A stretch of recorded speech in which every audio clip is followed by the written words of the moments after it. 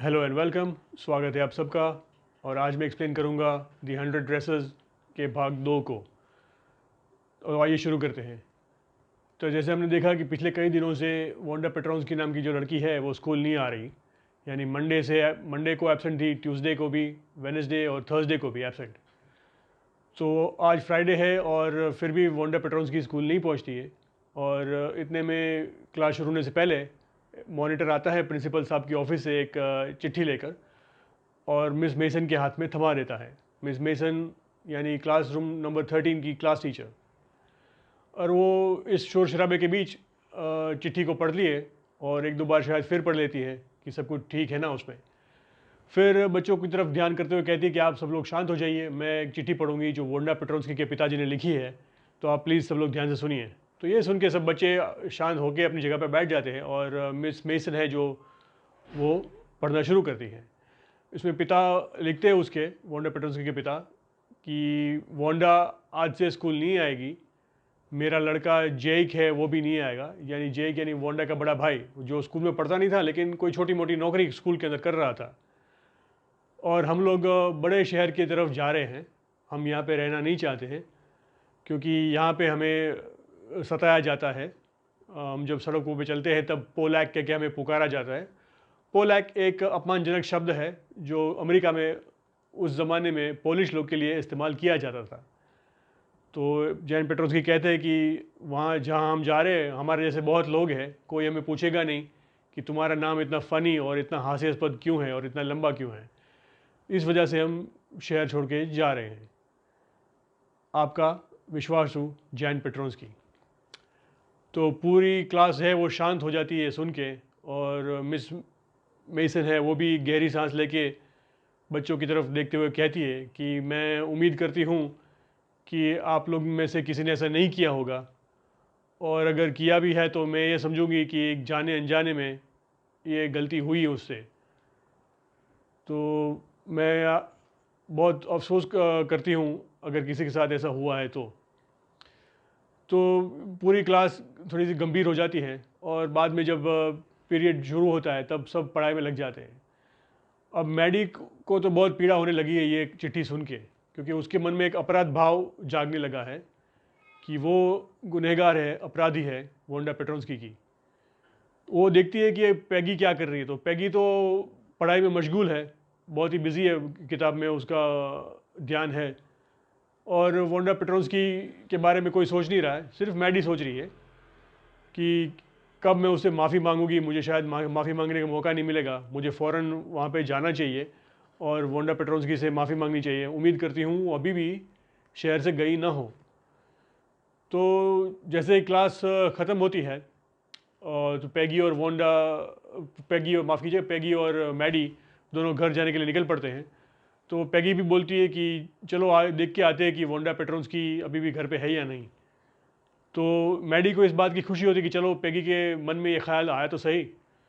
तो दोनों उसके घर की तरफ रवाना हो जाते हैं, बोगिन्स हाइट्स की तरफ।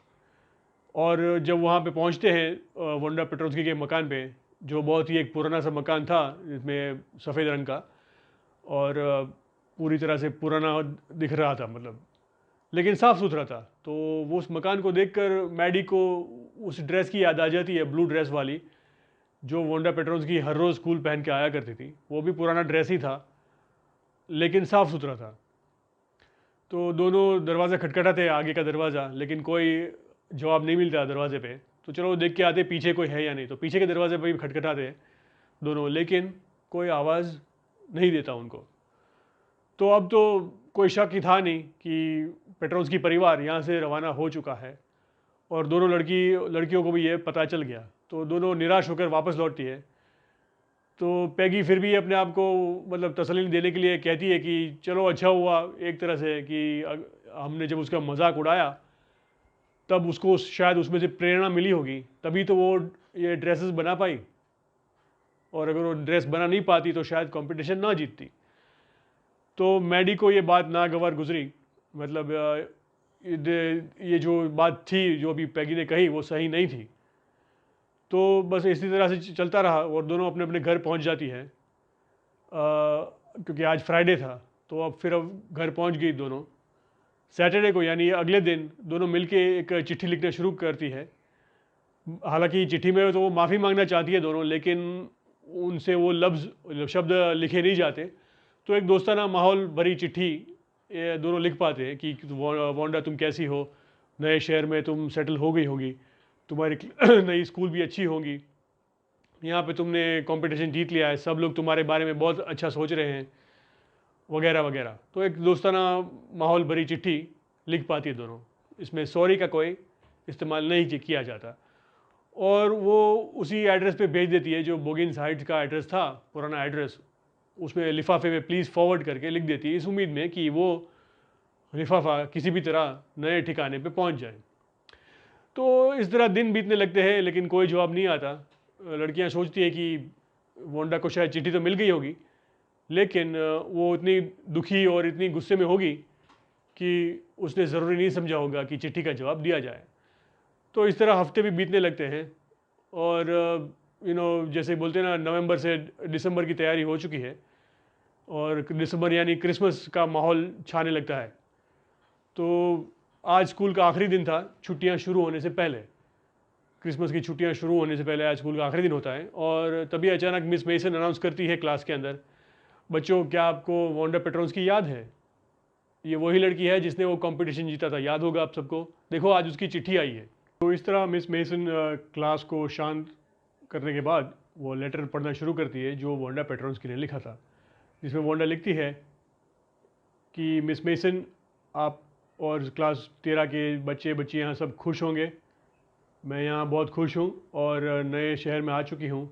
मैं चाहती हूँ कि जो 100 ड्रेसेस की ड्राइंग बनाई थी मैंने, वो आप स्कूल मेरी क्लास की सब लड़कियों को दे दें, क्योंकि यहाँ पे पर भी मेरे पास 100 ड्रेस ऐसी और हैं। और मैं ख़ास करके जो ब्लू कलर की ड्रेस है वो मैडी को डेडिकेट करती हूँ, यानी उसको देती हूँ। और ग्रीन ड्रेस है जिसमें लाल कलर की सैश लगी हुई है, वो मैं पैगी को देती हूँ। तो आप प्लीज़ उनको दे दीजिएगा। और आज क्रिसमस के दिन मैं अपनी पुरानी स्कूल को बहुत मिस करती हूँ और यहाँ मेरी नई टीचर है, वो अच्छी है, लेकिन आपकी तुलना में वो कुछ भी नहीं है और आपकी बराबरी वो कभी कर नहीं सकेगी। तो मैं सबको मैरी क्रिसमस कहती हूँ और आप सबको बहुत मेरा प्यार। इस तरह से लेटर ख़त्म हो जाता है। तो स्कूल से लौटते समय पैगी और मैडी दोनों अपने ड्राइंग को कस के पकड़ रही है और घर की तरफ रवाना हो रही है मतलब। और मैडी के मन में तो अपराध भाव था ही कि हमेशा कि उसने पैगी का साथ क्यों दिया वांडा पेट्रोन्स की का मजाक उड़ाने में। यानी वो खुद तो मजाक नहीं उड़ाती थी, लेकिन वो कुछ कहती भी नहीं थी, मतलब वो चुप रहती थी वो। तो ये अपराध भाव उसको खाया जा रहा था। और घर जैसे ही अपने घर पहुंचती है वो तस्वीर को अपने रूम में लेके जाती है और एक सादा सा कमरा है जिसमें वो रहती है, वहाँ पे वो तस्वीर दीवार पे टांग देती है। तो तस्वीर में जो कलर थे वगैरह इतने खूबसूरत थे कि पूरी दीवार चमक उठती है वहाँ पे। और उसकी आंखें भी नम हो जाती है मैडी की, वांडा के बारे में सोचकर कि आज तक उसने वांडा का साथ कभी नहीं दिया, लेकिन आइंदा ये ऐसा कभी होने नहीं देगी कि किसी का मजाक बनने नहीं देगी अपने स्कूल में। और अगर उसके वो पैगी के साथ दोस्ती तोड़नी भी पड़े तो भी उसे मंजूर है, लेकिन किसी को इतना दुख पहुंचने नहीं देगी जितना उसकी वजह से वांडा को पहुंचा था। तो ये सब ख्याल करके उसकी आंखें नम हो जाती है और आंसू बहने लगते हैं उसकी आंखों में। और तस्वीर को बस वो निहारती रहती है, मतलब ऐसे जैसे मतलब मूक भाव में। अचानक देखती है कि तस्वीर में कुछ चेहरा भी बना हुआ है, मतलब वो ड्रेस की ड्राइंग है उसमें चेहरा भी बना हुआ है। तो ज़रा गौर से देखती है तो पूरा उसी का चेहरा बनाया हुआ था वांडा पेट्रोन्स ने। यानी वो ड्रेस भी बनाई थी उसके लिए और ऐसा दिखाया था कि वो ड्रेस मैडी ने पहनी है, तो बहू मैडी के जैसा ही चेहरा था उसमें। तो ये देखकर वो बहुत खुश हो जाती है और बस दौड़ के सीधी जाती है पैगी के घर में कि देखो पैगी, तुमने वो ड्राइंग देखी? पैगी ने तो वो ड्राइंग अपनी बेड पे रख दी थी उल्टा करके। तो वो मैडी उसको उठा कर दिखाती, देखो उसने तुम्हारी तस्वीर बनाई है पैगी। तो पैगी बोलती, हाँ ये तो बिल्कुल मेरी तस्वीर है, ड्रेस में जो फ़ोटो थी, मतलब जो आकृति बनी हुई थी वो बिल्कुल पैगी की थी। तो इस तरह दोनों सहेलियाँ खुश हो जाती है। चलो, बोलती है मैं ना कह रही थी, पैगी कहने लगी, देखो वो मैं पसंद करती है बहुत। हम लोग उसके बारे में गलत सोच रहे थे। मैं तो बस यही सोच रही थी कि वो थोड़ी सी बेवकूफ़ लड़की है, शायद जिसको पता ना चले कि हम लोग उसका मजाक उड़ा रहे थे, कि मैंने कभी उसके फॉरेनर होने पे कभी मजाक नहीं बनाया या ना ही उसके नाम पे लेके मजाक बनाया, लेकिन मैं तो बस यूं ही उसके ड्रेस को लेके मजाक बना थी और मुझे पता भी नहीं था कि वो समझ जाएगी कि मैं उसका मजाक बनाती हूँ। लेकिन खैर देखो, जाते जाते हमको वो गिफ्ट दे के गई है, इसका मतलब ये है कि सब खुश है, वो भी खुश है और हम भी यहाँ पे खुश हैं, और हमें पसंद करती थी आखिर में। तो मैडी भी कहती है उसकी हाँ में हाँ मिलाते, हाँ तुम ठीक कहती हो, वो हमें खुश देखना चाहती है और ये ड्राइंग हमारे लिए वो समर्पित करके गई है।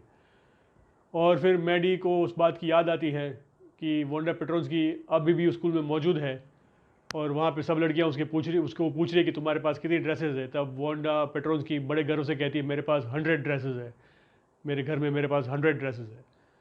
तो ये दृश्य याद करके यहाँ पे कहानी ख़त्म होती है। तो इस तरह से हम देखते हैं कि वोंडा पेट्रोल्स की बहुत ही नेक लड़की थी, जिसके दिल में कोई कड़वाहट नहीं थी किसी के लिए, और जाते जाते वो सबको तोहफा दे के अपनी यादें छोड़ गई। तो यहाँ पे एक पार्ट है वो ख़त्म होता है। बहुत बहुत शुक्रिया मेरे साथ जुड़ने के लिए। Thank you very much, and please do not forget to share and subscribe. Until next time.